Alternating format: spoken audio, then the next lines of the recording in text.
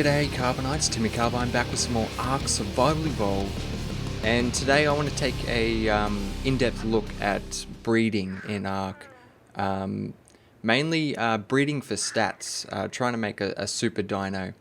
So we're going to be using Argies for our experiment, but just a couple of disclaimers before we start. Number one, this is just like bits and pieces that I've put together. It may not be 100% correct, so forgive me if I do make a mistake in some of the mechanics or the math. And if you actually know the correct answer, you're welcome to comment it, because I'm always keen to learn new things. Also, the game is in early access, so the breeding mechanics and any other mechanics for that matter can change at any time.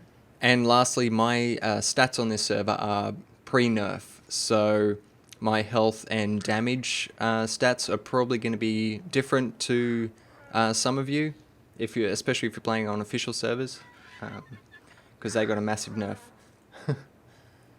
Okay, so before we get into breeding, let's go through a couple of things. Firstly, the program I use to calculate the stats, there'll be a link for that in the description below. It's really good. It can determine whether it is post-tame stats or if it's wild stats. You can add your dinosaur to a library, which will keep track of them all for you, and it'll just help you keep track of all your dinos when you're breeding them, who the parents are. It's amazing. You should definitely get it. Okay, so when breeding, the child always takes the stats that are post-tame. So that means it'll be the wild stats plus the taming efficiency. So basically, as soon as you tame a creature, the stats that it has from that point, you can see I haven't leveled this up. This is a perfect 120. The stats that you get as soon as you tame it, that's what can potentially be inherited from the parent. So the stats themselves make up the level of the dinosaur. So to get an ideal breeding dinosaur, you want something that specializes in one stat. So we have a look at this one here. Actually, I should go through my my naming scheme. So I've got the first letter is the stat. So this one's health times 42, which means it had 42 points into health. And its health is 3,431.5, and the F in brackets means it's a female. So I've done that for all 7 stats. Okay, so we can see this one here had 42 points put into health. We got 19 points into stamina, 12 points into oxygen, 26 into food, 28 into weight, 27 into damage, and then 24 points into speed. Now, speed is it can confuse people because wild dinosaurs don't actually increase their speed, but they still put levels into it, which will increase their levels. So all of those amounts of level ups they've put in, that makes up the 179. So an ideal breeding dinosaur is going to have lots of points put into one stat. So that way you can get 7 different dinosaurs, all with each stat really high, and then we breed them all together and make a super dinosaur. So, and I realize this isn't a dinosaur, alright? I'm just using dinosaur as an example. Alright, so the speed stat is, it's an invisible stat, so you can't actually see how many levels it's put into it without using a calculator, but it will increase the level of the dinosaur. So if you get a creature with huge amounts of points put into speed, it's going to be terrible. I mean, all of these stats are going to be low. But for breeding purposes, it's actually pretty good, because if you can get all of those levels into the dinosaur, it's still going to increase its level. Now, increasing the dinosaur's level is only going to increase its torpor. But still, like, why wouldn't you want a higher level dinosaur? Okay, and the last thing is taming efficiency. So when breeding a creature together, the offspring will be counted as 100% taming efficiency.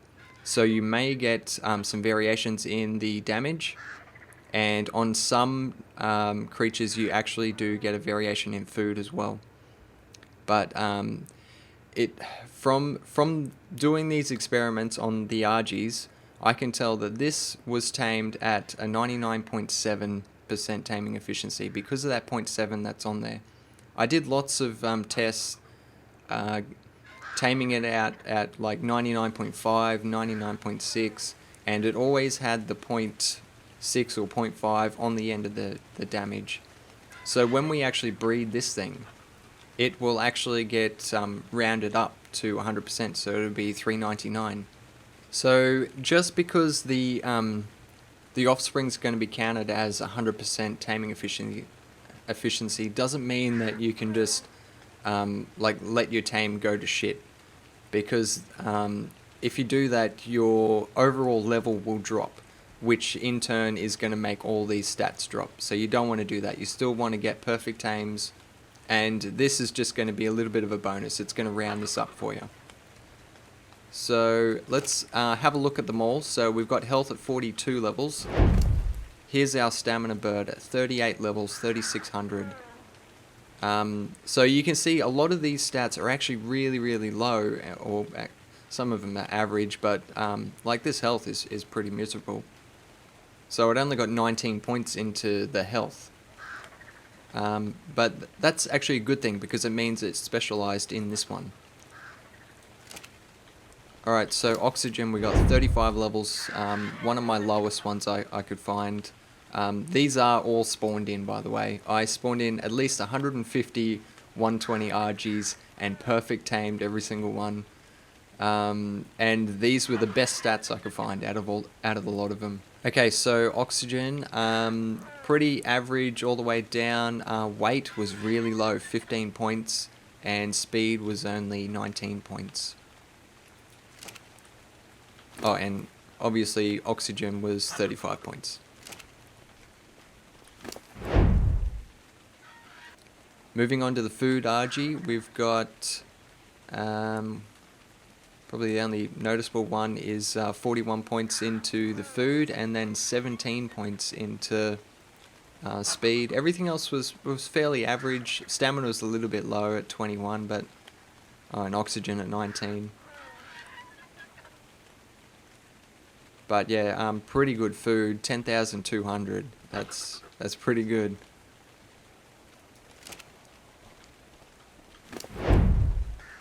Okay, the weight bird had 40 points put into weight at 630. Everything else is around mid-20s. Food was quite low at 20 points and speed was only 18 points.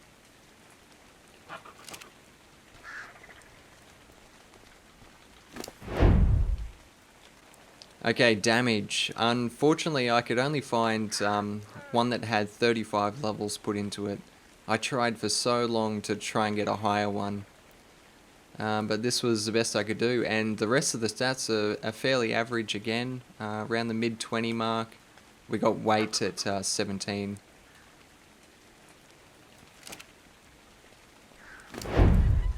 And last we have the Speedbird, had 36 levels into speed and 18 into food, and the rest are all, yeah, pretty average really.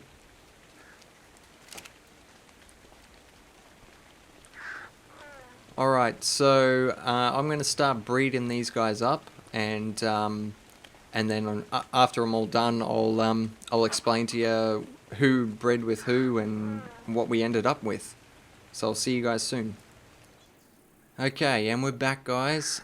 It took me about 4 days to do it, but we finally did it. Okay, so this was the first one. I bred the health and the stamina together.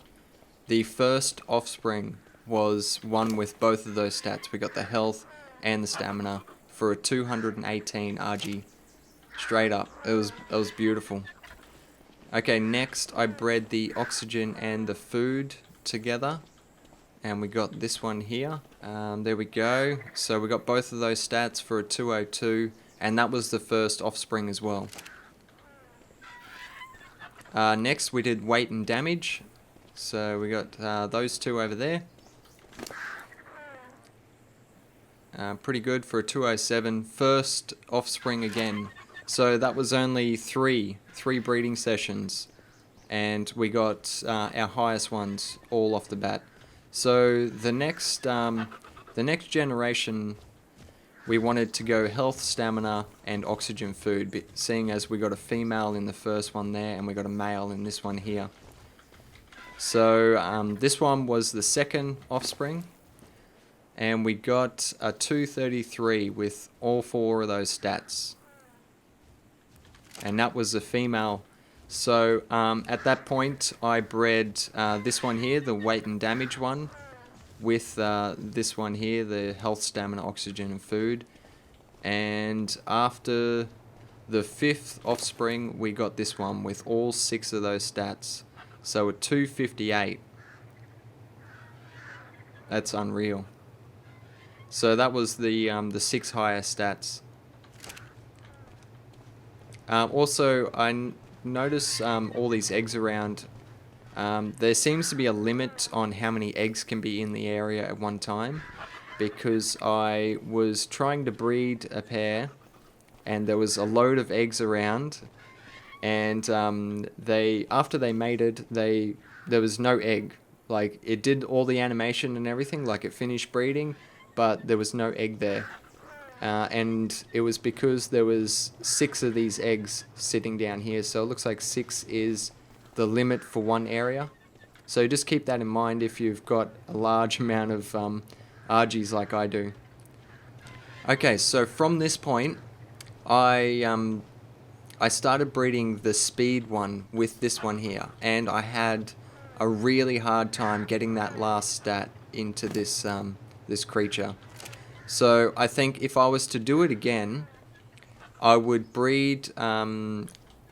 This one was a male, wasn't it? Yeah, I'd keep breeding these two and trying to get a female, and then I would have bred the weight damage with the speed and just got the 3 stats there, and then I would have gone with the weight damage speed with this one here.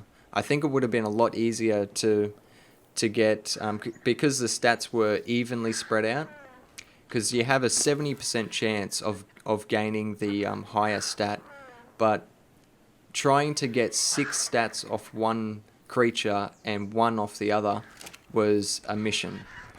So this is what is left of trying to get that last one. So let's start from the top. Actually, I'm going to fly for this.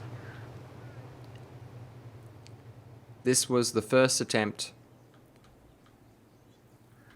So that was breeding the speed with the our super one over there that has all 6 stats. So 2nd, 3rd, 4th, 5th, 6th, we got something with weight, damage, and speed. So I actually started using this one and breeding with that because I was trying to purify the bloodline. So I knew at that point there that the weight and the damage would always be the same. So we were still trying to get the speed onto it, but that made it a lot easier. So this is the first offspring of that new father, but it's actually the 7th attempt overall. I kept track of them all. So we come down here. The 5th offspring we had, we got health, stamina, food, weight, damage, and speed. So the only one we missed out on was oxygen. So once again, we started breeding that male with this one here. And what did we get? Oh, okay. Okay, so this was it here. So this is the final one. This was our first male with all of the stats. So total level was 268. So that was the 12th attempt overall. After that, seeing as we got a male with every single stat, it only made sense to breed that one with that one. So we had all 6 stats were always going to be the same. The only thing we were trying to get is the speed onto a female. So these are the children from that lot, those two. And look at this, a 268, but it was a male. This was the first set of twins. Out of all of this breeding, we only had one set of twins, and this is it here. They're both males, 268s. And then we got a female, but it didn't have the speed stat. So on the 4th attempt, 16th overall, we got it. We got the female with 268, got the speed.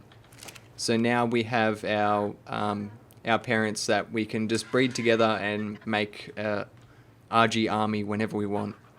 So overall, it was 7 generations to get the final product. These two here, and I think they're actually going to upgrade the breeding mechanics. They've said that it's going to have a phase 2, but there's rumors that they're going to actually penalize you for inbreeding, which makes sense to me because at the moment there's absolutely no downside to inbreeding.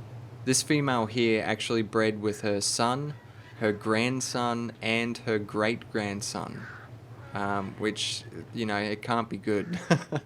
So I think there's going to be some sort of penalty to inbreeding. So you would want to try and keep the generations down really low. So if I was to do this again, I would definitely put that speed stat onto this one early on. And then we could have had it done in, what, 3 generations? Realistically? I mean, the only reason I was purifying the bloodline here is because it was so hard to get that speed stat onto this one that already had 6. So I think if we split it 3 and 4 and just kept breeding those two, we would have got it done in 3 generations, which would have been a lot better. But yeah, anyway, overall, it was a success. We got level 268, and these things haven't been leveled up. So we can put another 59 manual levels into these, and we'll have over 300 Argie, which is unreal. Alright, that's all I've got for you guys. I hope you enjoyed this video. If you did, smash that like button for me. Don't forget to lead your targets, and I'll see you next time.